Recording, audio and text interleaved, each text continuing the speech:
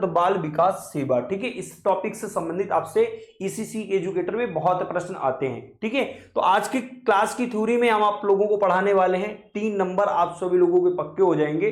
तो जिन बच्चों को आगामी जिले में आवेदन प्रक्रिया की है वो एग्जाम की तैयारी करने के लिए इस वीडियो को लास्ट तक देखें और अपने दोस्तों मित्रों को जरूर शेयर करें। ठीक है, देखिए ये बहुत इंपॉर्टेंट टॉपिक है और इंपॉर्टेंट टॉपिक के साथ हम लोग पढ़ेंगे और आप सभी लोगों का पूरा जो सिलेबस है वो आप सभी को कराया जाएगा। ठीक है, इसकी जो यदि कंप्लीट थ्योरी आप लोगों को पढ़नी है, A to Z आप लोगों को क्वेश्चन देना है, मॉडल पेपर देना है, हिंदी की क्लास लेनी है, आपको जीएस जीके लेनी है, ठीक, रीजनिंग की क्लास लेनी है, तो आपको ऐप पर डाउनलोड करके क्रैकर एग्जाम का जो कि आप सभी लोग ईसीसी एजुकेटर का सिलेक्शन बेस जाके ले सकते हैं। ठीक है, फिलहाल आप सभी लोगों के लिए जो क्लासेस हैं फ्री वो भी हम आप सभी लोगों के लिए करा रहे हैं, लेकिन वहां पे सिलेबस बहुत फास्ट प्रोसेस के तरीके से कराया जा रहा है। जितना आप लोगों को एग्जाम में आने वाला है वो एग्जाम आप लोगों का एप्लीकेशन के थ्रू आप लोगों को वहां पे नोट्स भी मिल जाएंगे, आपको टेस्ट पेपर भी मिल जाएंगे। ठीक है, तो देखिए आईसीडीएस की एक ऐतिहासिक यात्रा क्या है इसके बारे में जानेंगे, और आईसीडीएस कब लागू हुआ था, स्थापना कब हुई थी, ठीक है, और इसका क्या महत्वपूर्ण, इसका मंत्रालय क्या है, इसका उद्देश्य केंद्रित क्या है, ठीक है, इसके वर्तमान स्वरूप क्या है, इसके बारे में A to Z जानेंगे। बहुत अच्छा टॉपिक है। इस टॉपिक से ईसीसी एजुकेटर में आपको 2 प्रश्न देखने को मिले थे लखीमपुर, और 3 प्रश्न आप लोगों के आए थे जो झांसी का पेपर हुआ था। ठीक है, चलिए स्टार्ट करते हैं आज का टॉपिक, और इसी सेशन को शेयर जरूर कर दिया करें, क्योंकि आप सभी लोग जितना शेयर करेंगे मेरे सभी बच्चों तक या दोस्तों तक उतना ही मुझे मोटिवेट मिलता है। तो आप सभी लोगों के लिए मंडे से हम मिलेंगे डेली क्वेश्चन प्रैक्टिस के साथ, तो हम टॉपिक भी कराते रहेंगे थ्योरी में, साथ में आप लोगों को प्रैक्टिस भी कराते रहेंगे, जिससे आगामी एग्जाम के लिए जिन जिलों में है लगी हुई एग्जाम वो एग्जाम की बच्चे तैयारी करते रहे। ठीक है, देखिए यदि बात करेंगे आईसीडीएस की, ठीक है, तो इसमें 2 अक्टूबर 1975 में गांधी जयंती को भारत सरकार द्वारा शुरुआत की गई थी। ठीक है, इसकी स्थापना यानी कि आईसीडीएस का जो स्थापना हुई थी वो 2 अक्टूबर 1975, जिस दिन गांधी जयंती थी उस दिन इसकी भारत सरकार द्वारा शुरुआत की गई थी। ठीक है, इसकी वैश्विक स्थिति क्या है, यह दुनिया का सबसे बड़े और सबसे अनूठे बाल विकास कार्यक्रम में से एक है। देखो जो छोटे छोटे बच्चों के लिए बाल विकास के जो कार्यक्रम होते हैं उनके लिए ये क्या है, दुनिया का सबसे बड़ा और अनूठे बाल विकास कार्यक्रमों में से एक है। ठीक है, इसकी वैश्विक, इसका मंत्रालय देखा जाए तो ये महिला एवं बाल विकास मंत्रालय के प्रशासनिक नियंत्रण से संचालित किया जाता है। यदि पूछा जाए कि जो आईसीडीएस है किस मंत्रालय द्वारा किया जाता है, तो महिला एवं बाल विकास मंत्रालय के प्रशासनिक नियंत्रण में संचालित रहता है। कभी कभी क्वेश्चन पूछा दिया जाता है जो आईसीडीएस है वो किस मंत्रालय के अकॉर्डिंग आता है, तो आप क्या बताएंगे कि महिला एवं बाल विकास मंत्रालय के प्रशासनिक नियंत्रण के अंतर्गत आता है।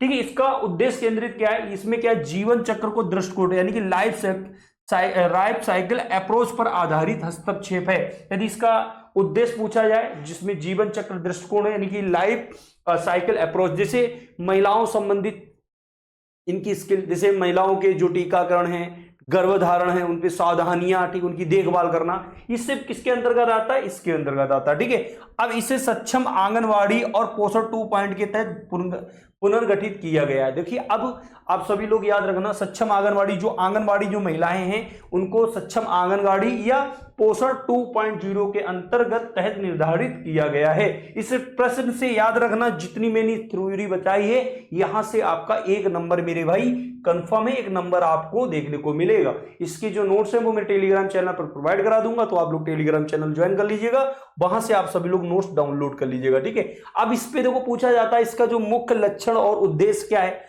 देखो इसका जो मुख्य लक्षण या उद्देश्य है वो क्या है, स्वास्थ्य और पोषण। ठीक है, जिसमें 0 से 6 वर्ष की आयु के बच्चों को पोषण स्वास्थ्य की स्थिति में सुधार या करना, मृत्यु दर या रुग्णता या कुपोषण को कम करना होता है। जैसे बच्चा का क्या करना, इनका सर्वांगीण विकास करना, बच्चे को उचित मनोवैज्ञानिक या शारीरिक या सामाजिक विकास की नींव रखना, स्कूल छोड़ने ड्रॉप आउट की दर को कम करना। बहुत सारे बच्चे तुमने देखा होगा कि जो बच्चों की मृत्यु दर होती है उसको कम किया जा सके। ठीक है, रुग्णता कुपोषण जैसे बहुत सारे जो टीके लगते हैं आपके, ठीक है, पहले बहुत सारे बच्चों को कुपोषण तो हैजा हो जाता था, हैजा का टीका लगता था। ठीक है, अब आप लोगों के लिए बहुत सारी ऐसी बीमारियां जिसके टीके लगते हैं आप सभी लोगों। ठीक है, इसमें टीका की भी बारी बताएंगे। इसमें 6 बुनियादी सेवाएं हैं।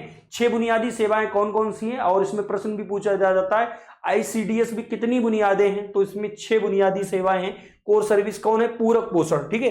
पूरक पोषण में बच्चों को क्या देना होता है, कैलोरी प्रोटीन की कमी पूरा करने के लिए इसको दैनिक भोजन सहायता देना। दूसरा कौन सा है, टीकाकरण, बच्चों और गर्भवती महिलाओं को घातक बीमारियों को सुरक्षा प्रदान करना, उसके लिए क्या देंगे हम, टीकाकरण, ठीक है। पूर्व स्कूली शिक्षा, 3 से 6 वर्ष के बच्चों के लिए खेल खेल में प्रारंभिक शिक्षा यानी कि ECC की शिक्षा, ठीक है। स्वास्थ्य जांच, जिसे नियमित अंतराल, जैसे पोलियो की, अभी मैंने बताया कि टीकाकरण दिया जाता, पोलियो का टीकाकरण दिया जाता था, हैजा का दिया जाता था, ठीक है, टेटनिस का दिया जाता था। ये सारे टीकाकरण दिए जाते थे जिससे बच्चे को कोई बीमारी ना उत्पन्न, इसलिए ये सारे थीम जो हैं पोषण है, यानी कि जो 6 बुनियादी हैं वो दिया जाता है। स्वास्थ्य जांच, नियमित अंतराल पर विकास की निगरानी में सामान्य स्वास्थ्य जांच भी होनी चाहिए, ठीक है। परामर्श सेवा, जोखिम वाले मामलों में अस्पताल या विशेषज्ञ के पास भेजना, ठीक है। पोषण शिक्षा, महिलाओं को स्वास्थ्य एवं स्वच्छता के प्रति जागरूक करना। ये इतने जो है 6 बुनियादी सेवाएं यानी कि कोर सर्विसेज हैं इसकी, किसकी, ICDS की, ठीक है। अब देखिए इसमें क्या है, प्रभाव का पैमाना, स्टैटिक 2024 के अकॉर्डिंग यदि देखा जाए, इसमें वर्तमान में जो सक्रिय आंगनबाड़ी केंद्र है वो 4.3 लाख हैं सक्रिय केंद्र, ठीक है, जिसमें पंजीकृत लाभार्थी कितने, 8.98 करोड़ हैं। और यदि देखा जाए स्मार्टफोन युक्त कार्यालय कितने हैं, 11.2 लाख है, ठीक है। डेटा स्रोत पोषण ट्रैकर एवं PIB दिल्ली अप्रैल 2024 की रिपोर्ट है। ये हालांकि डेटा आपसे पूछा नहीं जाएगा, लेकिन मैंने डेटा आप लोगों को बता दिया, याद रखना, कभी कभी पूछ सकता है आप लोगों के लिए कि सक्रिय आंगनबाड़ी केंद्र कितने, तो ये डेटा आप जरूर याद रख लेना, 14 लाख के समथिंग है, ठीक है, 14.30 लाख के समथिंग है, ये याद रखना, ठीक है। लगभग आंगनबाड़ी, यदि देखा जाए आंगनबाड़ी केंद्र की स्थापना मानक क्या है, देखो शहरी, ग्रामीण, शहरी है जो वहां पे जनसंख्या सीमा 400 से 800, तो एक मुख्य आंगनबाड़ी होता है, ठीक है।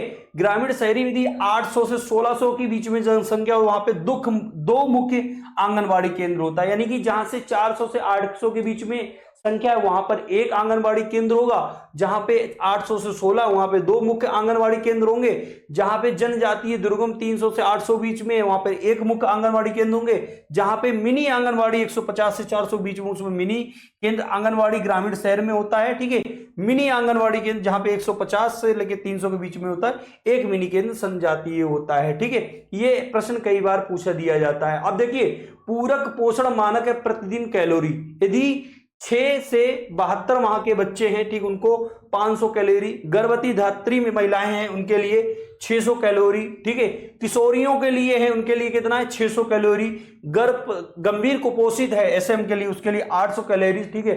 ये जनवरी 2023 के संशोधित मानदंडों के अनुसार आहार विविधता, डाइट डाइवर्सिटी के विशेष जोर पर दिया जाता है। जैसे तुमने देखा होगा जो गांव की आंगनबाड़ी महिलाएं हैं, ये जो प्रेगनेंसी वाली महिलाएं होती, जो प्रेग्नेंट महिलाएं होती, उनको पोषण देने के लिए पंजीरी, उनके चने, उनकी दालें, ये सरकार के माध्यम से दी जाती। जो आंगनबाड़ी महिलाएं आपके घर पे आती, समय समय उनके जांच भी कराती, उनके टीकाकरण भी वो महिलाएं कराती हैं, ठीक है। तो ये चीज समझिएगा, ये है, ठीक है। सक्षम आंगनबाड़ी और उसके पोषण 2.0, देखो सक्षम आंगनबाड़ी किताब आती है, उसको पढ़ लेना। कभी कभी जो मुख्य सेविकाएं वाले लड़कियां हैं, होम साइंस वाली, जो मुख्य सेविकाएं के लिए आवेदन आएगा, जब वैकेंसी आएगी, तो ये टॉपिक तुम्हारे लिए बहुत इंपॉर्टेंट करेगा। यहाँ पे आपको सक्षम आंगनबाड़ी किताब आती है, उसको जरूर पढ़ लेना, काफी प्रश्न आपको वहां से आते हैं। मिशन पोषण 2 लक्ष्यों में बच्चों को, महिलाओं में स्टेटिंग, बेस्टिंग और एनीमिया के प्रसार को कम करना है। मतलब स्टेटिंग, बेस्टिंग और जो एनीमिया होती है बच्चों के लिए, उनका प्रसार कम करना होता।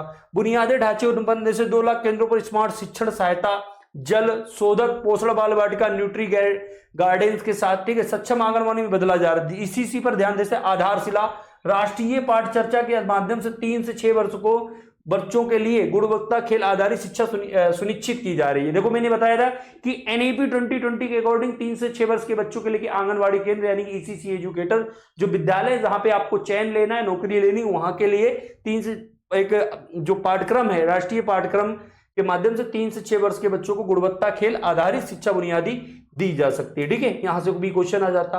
अब देखिए डिजिटल क्रांति और पोषण ट्रैकर, ठीक है, यदि पूछा जाए तो पोषण ट्रैकर क्या है, यहाँ पे रियल टाइम मॉनिटरिंग होती है। रियल टाइम मॉनिटरिंग मतलब आंगनबाड़ी सेवाओं में लाभार्थियों को दैनिक ट्रैकिंग करना। जैसे कोई महिला प्रेग्नेंट है या कोई बच्चा न्यू बॉर्न बेबी, उसको दैनिक जीवन, मतलब उनको जो आंगनबाड़ी सेवा है उसको लाभार्थी दैनिक ट्रैकिंग होनी चाहिए। यानी कि जब बच्चा हो जाता है, बर्थ ले लेता, तो उन महिलाओं के लिए कम से कम 10 से 12 दिन का रूटीन उनका होता है, जो कि आंगनबाड़ी महिलाएं कर दीजिए। उसमें आधार लिंकिंग 85% से अधिक लाभार्थियों को आधार लिंक सेवा वितरण में पारदर्शिता सुनिश्चित है। ठीक है, यहाँ पे ग्रोथ मॉनिटरिंग, बच्चों की लंबाई वजन डिजिटल रिकॉर्ड भी रहता है, यानी कि कितना बच्चे के ग्रोथ हो रही है, बच्चे की हाइट कैसी बढ़ रही है, वो भी मॉनिटरिंग की ग्रोथ हो मतलब जांच की जा रही है। ठीक है, यहाँ पे 22 भाषाओं में उपलब्ध ऐप है, स्थानीय समुदायों के लिए सुलभ हो। ठीक है, अब देखो स्वास्थ्य परिणाम के सुधार के रुझान, ये चीजें आपसे नहीं पूछी जाएंगी। अब जो बच्चे हमारे इस बैच के साथ ज्वाइन करना चाहते हैं, कोर्स ज्वाइन करना चाहते हैं, यदि आप सभी लोग ईसीसी एजुकेटर एग्जाम के लिए तैयारी कर रहे हैं तो क्रैकर एग्जाम का ऐप डाउनलोड कर लो। संपूर्ण थ्योरी करने के लिए आप बैच को रजिस्टर्ड कर सकते हैं, यहाँ पे पेड बैच पे जाके आप लोग बैच को इनरोल कर सकते हैं। ठीक है, या जो बच्चे इच्छुक हैं वही बच्चे कोर्स ले लें, अन्यथा आप सभी लोगों के लिए एग्जाम की तैयारी जो है वो टेलीग्राम चैनल पर जो हमारे नोट्स हैं या जो हमारे टॉपिक्स हैं उसकी हम थ्योरी आप लोगों को कंप्लीट करा दे रहे हैं। यदि आपको संपूर्ण सिलेबस पढ़ना है तो आपको बैच ज्वाइन जरूर कर लीजिएगा ईसीसी एजुकेटर शिक्षक भर्ती के लेके। और जितने भी स्टूडेंट ये नोट्स लेना चाहते हैं वो नोट्स हम अपने टेलीग्राम चैनल पर प्रोवाइड करा देंगे। ठीक है, तो आईसीडीएस से ज्यादा जो थ्योरी पूछी जा रही है वो क्या क्या पूछा जा रहा है, आपके लिए इंपॉर्टेंट क्या है, यहाँ पे स्थापना पूछ सकता है, वैश्विक स्थिति पूछ सकती है, कौन सा मंत्रालय वो पूछ सकता है, इसमें टीकाकरण पूछ सकते हैं, इसमें जो मुख्य लक्षण और उसके उद्देश्य क्या है वो पूछ सकता है, और 6 बुनियादी सेवा इसका पूछ सकता है। इतनी चीजें पूछ सकता है। यदि ये भी पूछ सकता है कि प्रभाव का जो पैमाना है, यानी कि सक्रिय आंगनबाड़ी केंद्र कितने हैं, ठीक है, या स्मार्टफोन युक्त कार्यकर्ता कितने, ये सारी चीजें आपसे टॉपिक में पूछ सकता है। तो आप सभी लोग इस टॉपिक को जरूर तैयार कर लें, क्योंकि ये टॉपिक आपके सिलेबस के अकॉर्डिंग और ये जो सिलेबस आपका दिया गया है उसके लिए बहुत महत्वपूर्ण है। ठीक है, तो आज की क्लास कैसी लगी, इस सेशन को जरूर अपने दोस्तों मित्रों को शेयर कर दें। और जितने भी बच्चे पैड बैच में हैं उनके जो नोट्स हैं वो हमारे क्रैकर एग्जाम आपके ऐप पर मिल रहे हैं। तो जो बच्चे पैड स्टूडेंट हैं, जिन लोगों ने बैच ले रखा है, तो वो बच्चों को नोट्स हमारे एप्लीकेशन पे अपलोड कर दिए गए हैं। यदि अब जो बच्चे इच्छुक हैं वो बैच को ज्वाइन कर लो, वहां से आपको कंप्लीट नोट्स मिल जाएंगे, आपको हिंदी के भी नोट्स मिल जाएंगे, आपको जीएस जीके के मिल जाएंगे, आप बाल देखभाल शिक्षा के भी नोट्स मिल जाएंगे। तो A to Z आपको नोट्स मिल जाएंगे। तो आप सभी लोग तैयारी में लग जाइएगा। और जिन जिलों में आगामी एग्जाम डेट आप सभी लोगों को समय मिल रहा है वो 25 से 30 दिन का लेके, ठीक है, यानी कि काफी जिलों में एग्जाम आप लोगों के लिए मई, जून और जुलाई में प्रस्तावित है। इसलिए आप सभी लोग तैयारी जारी रखें, अंत आप सभी लोगों का समय निकल जाएगा। एग्जाम के समय आप 3 से 4 दिन में, इतना पेपर इजी नहीं आता जितना आप लोग सोचो कि 4 दिन में आप सिलेबस कर लेंगे, क्योंकि यहाँ पे माइनस मार्किंग है तो आपका तुक्का भी काम नहीं आएगा। यदि आपने 1/4 मार्किंग माइनस मार्किंग है, यदि आप यहाँ पे 4 क्वेश्चन गलत करते तो आपका एक सही उत्तर काट दिया जाएगा, ठीक है, यानी कि कम कर दिया जाएगा। तो इसी सेशन के माध्यम से आप सभी लोगों को जानकारी के माध्यम से नेक्स्ट टॉपिक में हम चर्चा करेंगे। नेक्स्ट टॉपिक में हम जो भी आपको पढ़ाएंगे वो एनईपी 2020 और एनसीएफ 2005 पढ़ाएंगे, जो कि आपके इंपॉर्टेंट टॉपिक है। यहाँ से प्रश्न आपको देखने को मिलेंगे, ठीक है। तो आज की क्लास कैसी लगी हमारे सभी भाई बहन दोस्तों, जितने भी स्टूडेंट वीडियो देख रहे हैं, कमेंट करके जरूर बताओ और दोस्तों मित्रों तक वीडियो शेयर कर दें। जय हिंद, जय भारत।